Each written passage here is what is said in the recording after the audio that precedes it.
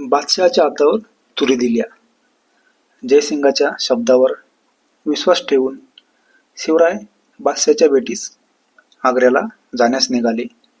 जाण्यापूर्वी शिवरायांनी स्वराज्याचा कारभार जिजामातेच्या हाती सोपवला आणि त्यांचा आशीर्वाद घेतला.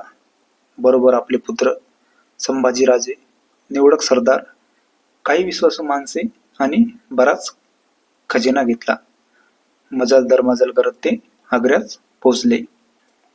दरबारातील बाणेदारपणा ठरल्याप्रमाणे शिवराय बादशहाच्या दरबारात गेले. छोटे संभाजीराजे सोबत होते. त्या दिवशी औरंगजेब बादशहाचा 50वा वाढदिवस होता. बादशाह दरबार संपून सल्ला मसलतीच्या महालात गेला. त्याच्यासमोर निवडक सरदार मानाप्रमाणे आपल्या रांगेत उभे होते. बादशहाने शिवरायांना मागील रांगेत उभे केले. मराठ्यांना अनेक वेळा पाठ दाखवून पळालेला जसवंत सिंग राठोड शिवरायांच्या पुढील रांगेत होता. शिवरायांना वाटले, आपण महाराष्ट्राचे राजे, आपला मान पहिल्या रांगेत राहण्याचा. पण बादशहाने आपल्याला मागील रांगेत उभे करावे म्हणजे काय? त्यांचे डोळे रागाने लाल झाले. हा अपमान त्यांना सहन झाला नाही. रागारागाने शिवराय महालाबाहेर पडले. ते तडक आपल्या मुक्कामावर गेले. यापुढे बादशहाचे तोंड पाहायचे नाही असे त्यांनी ठरवले. भेटीचा बेत असा बिनसला.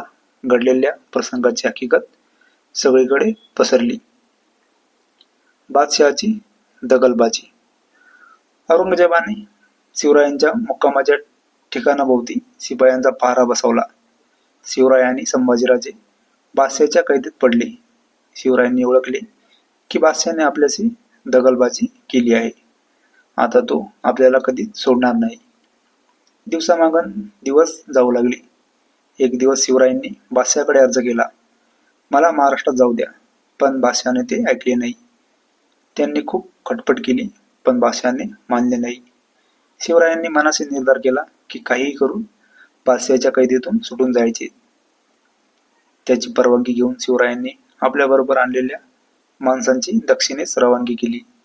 बादशहाला वाटले, बरे झाले, शिवाजीचे बळ कमी झाले. आता शिवरायांच्या बरोबर संभाजीराजे आणि हिरोजी फर्जत व मदारी मेहतर हे सेवक एवढेच जण राहिले. पुढे एक दिवस शिवरायांनी आजारी पडल्याची सोंग घेतली. सोंगच ते, त्यांच्या पोटात भयंकर कळा येऊ लागल्या. हकीम वैद्य आले. औषधपाणी सुरू झाली. आजार बरा व्हावा म्हणून शिवरायांनी साधू व मौलवी यांना मिठाईचे पेटारे पाठवण्यास सुरुवात केली. पेटाऱ्यातून झाले पसार. पहारेकरी मिठाईचे पेटारे उघडून पाहत, पण पुढे पुढे ते कंटाळले व पेटारे उघडून पाहिनासे झाले. रोज रोज काय पाहायचे असे त्यांना वाटले. एक दिवस सायंकाळी शिवरायांनी हिरोजीला आपल्या जागी झोपवले. मदारीस त्याचे पाय चेपत बसवले. शिवराय व संभाजीराजे एकेका पेटाऱ्यात बसले. पेटारे निघाले. पुढे ठरलेल्या ठिकाणी ते सुखरूप पोहोचले. तेथे शिवरायांचे स्वामी भक्त सेवक घोडे घेऊन तयार होते. इकडे हिरोजी आणि मदारी महाराजांचे औषध आणायला जातो असे सांगून तेथून निसटली. महाराजांना कैदेतून सोडवण्याच्या कामी या दोघांनी जीवावर उदार होऊन मोलाचे योगदान दिले. दुसऱ्या दिवशी ही बातमी बादशहाला कळाली. आपल्या तावडीतून शिवाजी निसटला. बादशाह रागाने भडकला.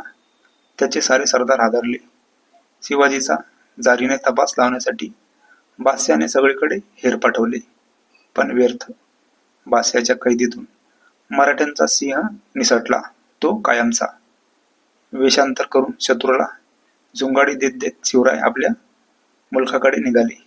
त्यांनी संभाजीला मथुरेत एका सुरक्षित ठिकाणी ठेवले आणि ते पुढे निघाले.